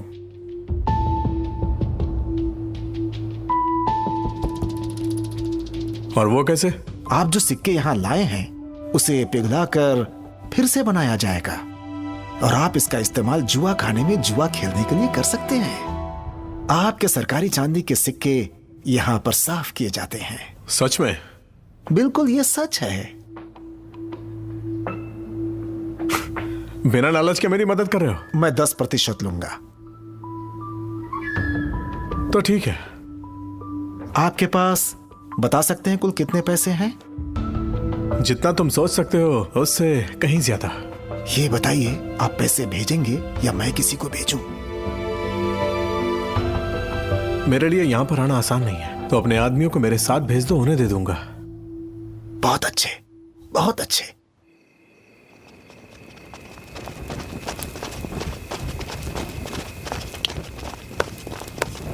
तो तुम आ ही गए। चांदी के सिक्के कहां हैं? यही बात तो मैं तुमसे पूछना चाहता था। तुम नहीं बताओगे तो मैं कैसे जानूंगा?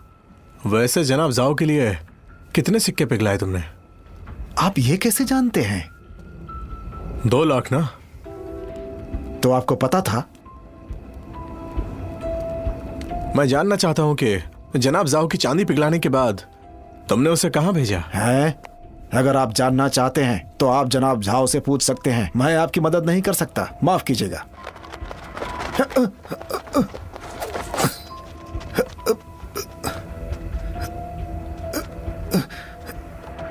हुजूर, मुझे पता नहीं था कि मुझसे इतनी बड़ी गलती हो गई है। मुझे मारिएगा मत, माफ कर दीजिए। हम तुम्हें मारेंगे नहीं, लेकिन जो भी तुम जानते हो वो सब कुछ बता दो। मैं बताता हूं जनाब जाओ। मैंने आपके यहाँ 2 लाख टेल चांदी के सिक्के अपने हाथों से भेजे हैं। सबके सब यहीं के हैं जनाब, एक भी पैसा कम नहीं है। मैंने गिनती पूरी कर ली है, संख्या बिल्कुल सही है। कल मैं किसी को भेजूंगा ताकि चांदी जनाब जाओ तक पहुंच सके, जो कि मुनीम के हाथों में होगी। जनाब जाओ द्वारा नामित मुनीम कौन है? मुझे सच में नहीं पता, सुरक्षा संस्था के प्रमुख से पूछना होगा। आप अचानक आते हैं और पूछते हैं कि जनाब जाओ का प्राप्तिकर्ता कौन है। आपको लगता है मैं आपको बताऊंगा? मैं जानता हूं कि मैं थोड़ा अहंकारी बन रहा हूं, लेकिन वक्त की नजाकत को देखते हुए ये जरूरी है। हमारा अपना नियम है, सुरक्षा संस्था किसी को भी प्राप्तिकर्ता की पहचान नहीं बताएगी। ठीक है, इस मामले की जांच राज्यपाल वू करवा रहे थे, और अगर आप हमारी मदद नहीं करेंगे तो इस जगह को बंद करना होगा। मैं राज्यपाल वू के आदेश की अवहेलना नहीं कर सकता। अगर तुम सच में जानना चाहते हो तो अपनी मोहर रख दो और तुम खुद अंदर आ जाओ। अरे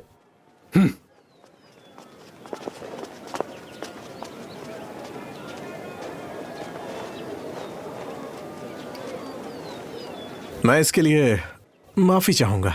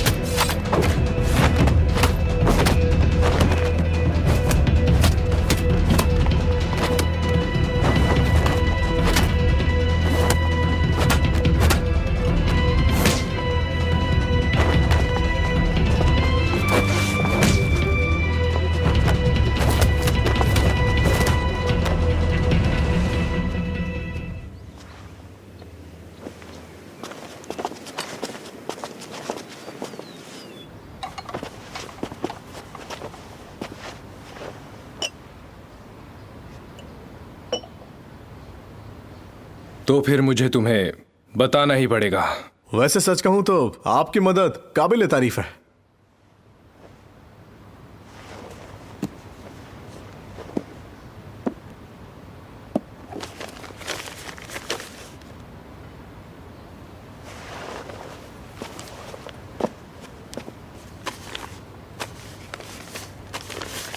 टियानयू को ग्वांगसी की तरफ से पूरे 1 लाख।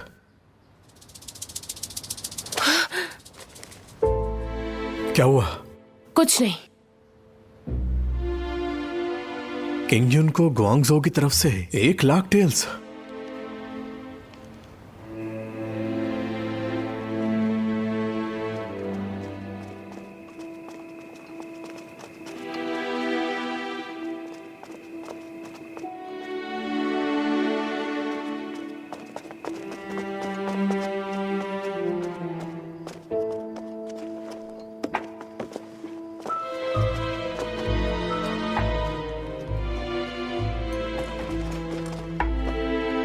हुजूर, मुझे चिंता हो रही है। चिंता मत करो, जब तक हम यहाँ से निकलेंगे तुम्हारे और तुम्हारे बच्चों के पास काफी पैसे होंगे। तो आप इससे कैसे निपटेंगे?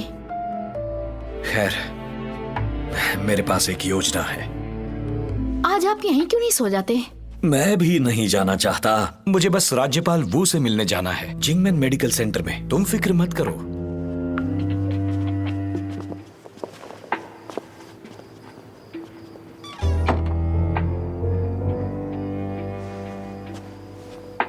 बाहर आओ।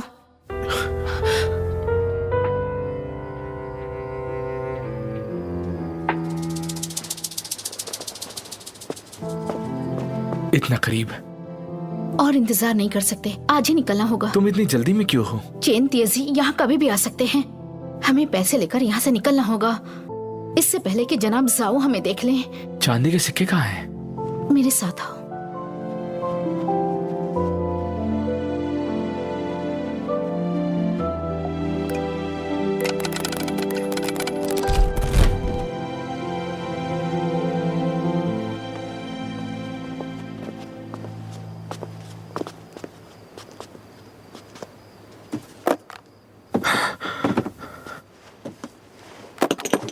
इतने सारे पैसों के साथ तुम, मैं और बच्चे, हम चिंता मुक्त जीवन जी सकते हैं। कौन हो तुम? मेरे घर में कैसे घुस आए? मेरा नाम चेन तिएजी है और आपने जो कहा वो मैंने सुना। अगर जनाब झाओ को पता चल जाए कि ये बच्चा उनका नहीं है बल्कि इस विद्वान का है, तो वो तुम्हारे साथ क्या करेंगे? दया करके उसे हमारे बारे में मत बताना, मैं तुम्हें सब बता दूंगी जो तुम जानना चाहती हो। चलो उठो। तुम्हें बस मेरे लिए एक काम करना होगा। अगर तुमने ऐसा किया तो मैं ये बात किसी से नहीं कहूंगा। और मुझे क्या करना होगा?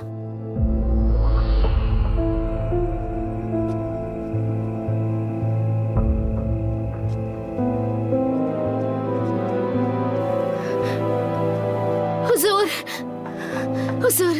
क्विंग, भागो मत, संभल कर, तुम गर्भवती हो। हुजूर, आपके जाने के बाद अंगरक्षक आए थे और आपको बताने के लिए कहा कि चेन जुआ कार्यशाला की जांच करने के लिए गया था।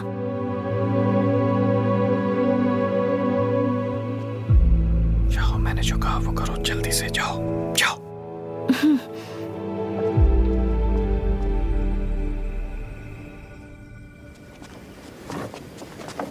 चलो जल्दी से, इनके साथ जाओ।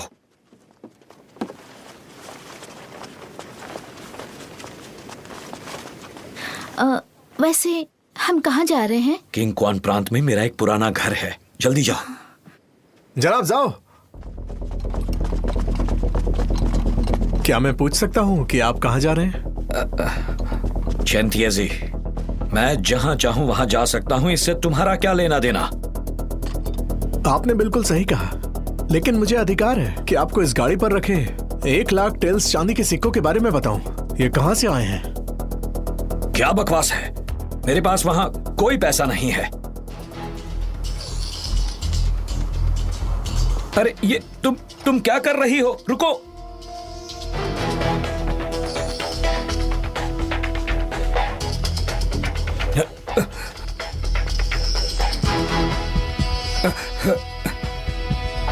जनाब साहब, क्या आप इसका स्पष्टीकरण दे सकते हैं?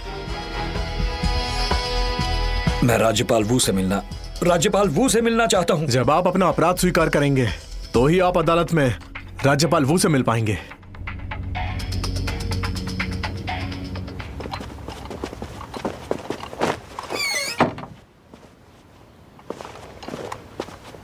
तुम इन पर नजर रखो, मैं किसी से चांदी के सिक्के गिनवाता हूं। ठीक है। जनाब झाओ, आपने जो पैसा गायब किया है उसे तियानियों को क्यों भेजते हैं? मैं सिर्फ राज्यपाल वू से बात करूंगा। आपने राज्यपाल यू की हत्या की साजिश की। वो आपसे नफरत करते हैं, वो आपसे कभी नहीं मिलेंगे। मैंने हत्यारे को नहीं भेजा। चलिए अब मान लीजिए, आप जब उस रात राज्यपाल को जाने के लिए मनाने आए थे तो आपने कहा था कि लोग परेशानी करेंगे, और अगले दिन बिल्कुल वैसा ही हुआ। तुम्हें क्या लगता है मैं राज्यपाल वू को डराने की कोशिश कर रहा हूँ? और वो हत्यारे मैंने भेजे? सरकार के दरवाजे पर जाकर देखो, हर दिन वहाँ पीड़ित परेशानियां खड़ी करते हैं। मैंने उनसे कहा था वो सावधान रहें, वो तो मुझ पर ही शक करने लगे। मैं उन्हें मारने की कोशिश करूंगा, तुम ये सोच भी कैसे सकती हो? क्योंकि आपको डर है कि उन्हें वो घपला किया हुआ पैसा मिल जाएगा, और इसीलिए आपने उन्हें मारने की कोशिश की। मोहतरमा चैंग, चूंकि आपने अभी अभी मुझसे तियान यू के बारे में पूछा है, इसका मतलब यह है कि आप ये कहानी जानती हो। चूंकि आप जानती थी, तो आपको पता होना चाहिए कि मेरे लिए इसका क्या मतलब है कि राज्यपाल वू जीवित हैं। मैं उन्हें कैसे मार सकता हूँ? क्या आपने हत्यारों को सुन जिंगबैंग, फेंग हू, लियो बियाओ और अन्य को मारने के लिए भेजा था? चेन तिएजी ने उन सबको गिरफ्तार कर लिया। मेरे लिए ये काम करने वाला और कोई नहीं है। वो कौन होगा? सन जिंगबैंग, तुमने राज्यपाल वू की हत्या के लिए हत्यारे भेजे थे? नहीं, मैंने नहीं भेजे। तो फिर तुमने झाओ लाओसी को मारने की कोशिश क्यों की? उस रात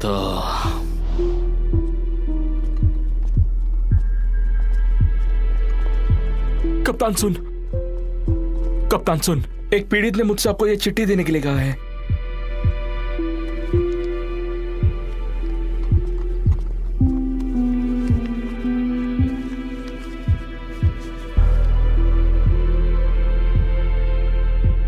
मैं उस रात उस कमरे में गया था। मैंने जाओ लाओसी को देखा और उसने मुझे फंसाना शुरू कर दिया। इससे पहले कि मैं उससे पूछता कि क्या हो रहा है, तुम और चेन तिएजी वहां आ गए। मैं जल्दी में था, इसलिए मुझे डर था कि तुम उसकी बात पर यकीन कर लोगे, इसलिए मैंने उसे मारना चाहा। झाओ लाओसी, मामला सुलझ गया है। तुम निर्दोष हो, तुम जा सकते हो। सच्ची? सुनो, इन्हें छोड़ दो। जी। शुक्रिया।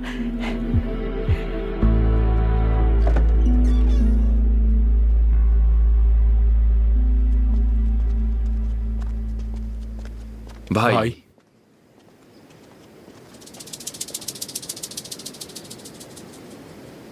लाओजी, तुमने तो बहुत कुछ सहा है ना? आखिरकार इस पेचीदा मामले को हमने सुलझा ही लिया। राज्यपाल वू की हत्या करने के मामले में मेरा पीड़ित होने का नाटक सफल रहा। लगता है तुमने राज्यपाल वू की हत्या की थी। ये सब मेरी योजना थी। तुमने ऐसा क्यों किया? मैंने माची को कहते हुए सुना, तुमने जनाब जाओ और सुन जिंगबैंग से पूछताछ की, फिर झाओ लाओसी को रिहा कर दिया गया। मैं जानता था कि तुम क्या करने वाली हो। चेन तिएजी, तुमने उन्हें राज्यपाल पर हमला क्यों करने दिया?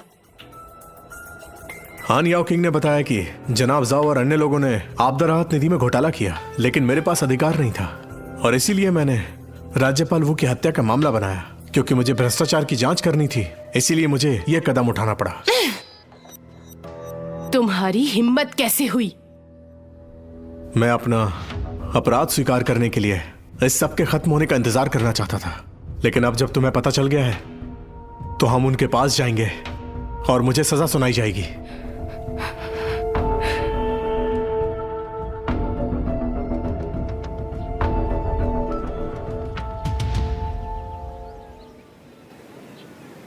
मोहतरमा चैंग, अब जब आपको पता चल गया है कि राज्यपाल वू की हत्या का विचार मेरा था, तो मुझे अपराध स्वीकार क्यों नहीं करने देती? पता चला है कि राज्यपाल गुप्त रूप से पेंगलाइन में रुके थे, राहत राशि के वितरण की जांच करने के लिए नहीं। कल सुबह मेरे साथ शिकुन चलो, आपदा राहत कोष का पता लगाने के लिए। मैंने सुना है कि निगरानी आयुक्त ने मामले की गुप्त जांच भी की है। निगरानी आयुक्त को सच्चाई का पता चलने से पहले हमें पीड़ितों को शांत करना होगा। पीड़ितों के असंतोष को अब बर्दाश्त नहीं किया जा सकता। अगर अदालत को यह पता चल गया तो मैं खतरे में पड़ जाऊंगा। अब जब हम यहाँ आ ही गए हैं तो क्यों ना हम जनाब झाओ से बात करें? मुझे संदेह है कि राहत राशि में कुछ गड़बड़ है। जनाब जाओ का इससे कुछ लेना देना है। उन्होंने पाया कि जनाब झाओ ने उसे जो चांदी के सिक्के दिए थे वो वास्तविक संख्या में मेल नहीं खा रहे थे। उन्हें संदेह था कि जनाब झाओ ने पैसे का घपला किया है, इसलिए वो सच जानना चाहते थे। तो क्या आपका मतलब है कि राज्यपाल वो भी इसमें शामिल है? हाँ, इसलिए मैं नहीं चाहती कि तुम व्यर्थ मरो। जब मुझे सुरक्षा संस्था से पता चला कि तियान्यू के पास 1 लाख टेल चांदी का देयक है, तो मुझे और भी यकीन हो गया कि मेरा अनुमान सही है। राज्यपाल वो इसके पीछे के मुखिया है। लेकिन जब मैं छोटी थी तब उन्होंने मुझे गोद लिया था। मैं ये नहीं कर सकती। राज्यपाल वू, राज्यपाल वू, राज्यपाल वू, राज्यपाल वू, आखिर आप आ ही गए। तुम पहले बाहर जाओ।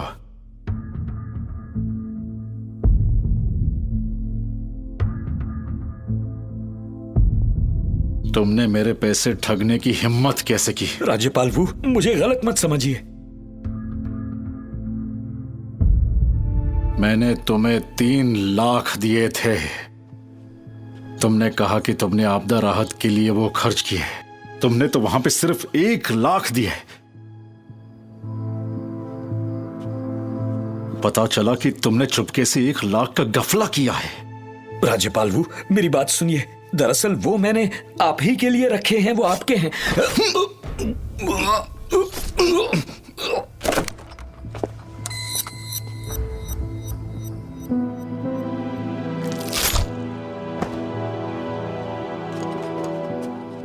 राज्यपाल वू, तो इसका मतलब आप ही भ्रष्टाचार मामले के मुखिया हैं? तो क्या हुआ? तेंजी आओ, मार डालो इसे।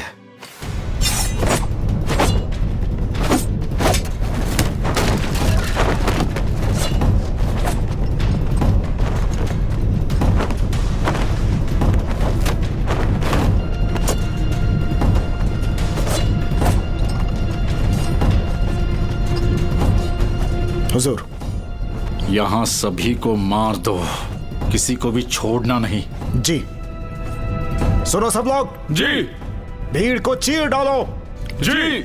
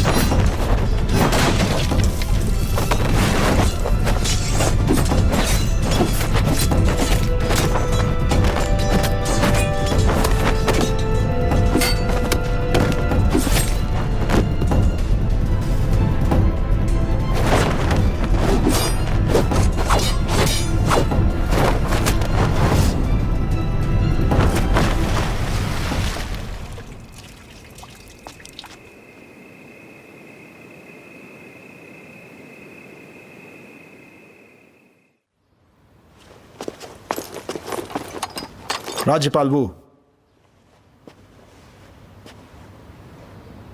क्या तुमने उसका बंदोबस्त किया? हाँ, मैंने किया। तुमने ये कैसे किया? जनाब जाओ और उनके आदमियों को भीड़ ने तब मार डाला जब भीड़ पैसे लूट रही थी।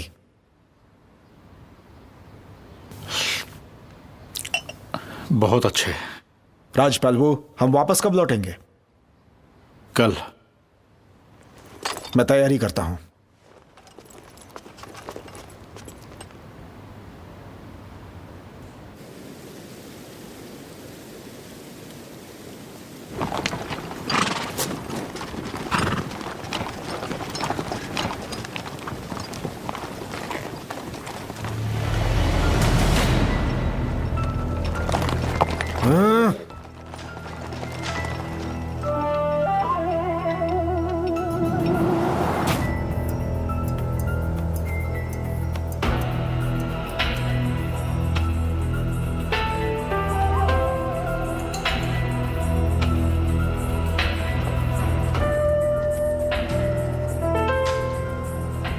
चेन टिएजी,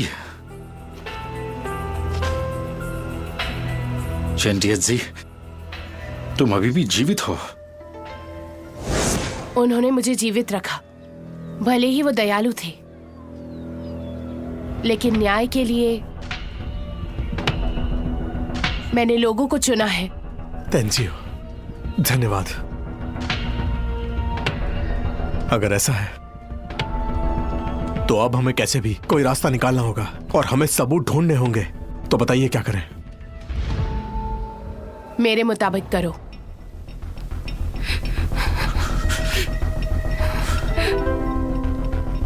विश्वासघातियों से सबसे अधिक नफरत है मुझे।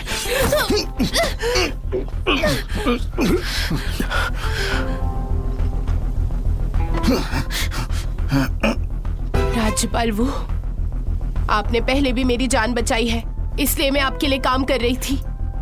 लेकिन अभी आपने मुझे चाकू मारा है। अब आपका और मेरा कोई रिश्ता नहीं। माची जी। राज्यपाल वो, अपना गुनाह कबूल कर लीजिए।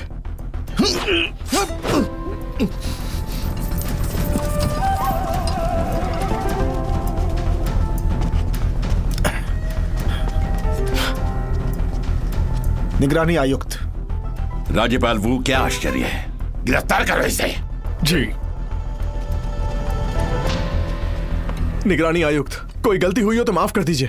चेंटेजी, मैंने तुम्हें हवलदार बनाकर सरकार के पास जाने दिया। मुझे ये बात अच्छी तरह पता थी कि तुम कुछ भी कर सकते हो। चेंटेज जी, तो तुम निगरानी आयुक्त के लिए काम कर रहे हो? मैं लोगों के लिए काम कर रहा हूं। ले जाओ इसे। जी जी।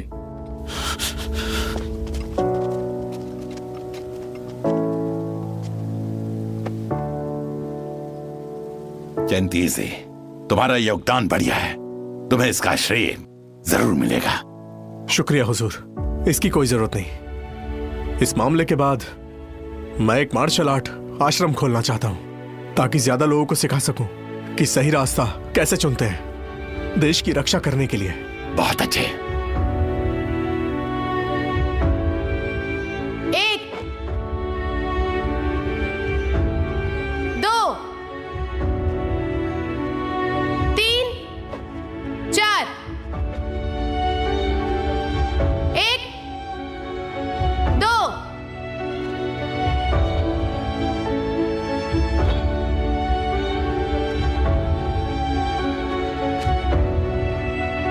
3 फिर से। This movie is encoded by Dr. Star.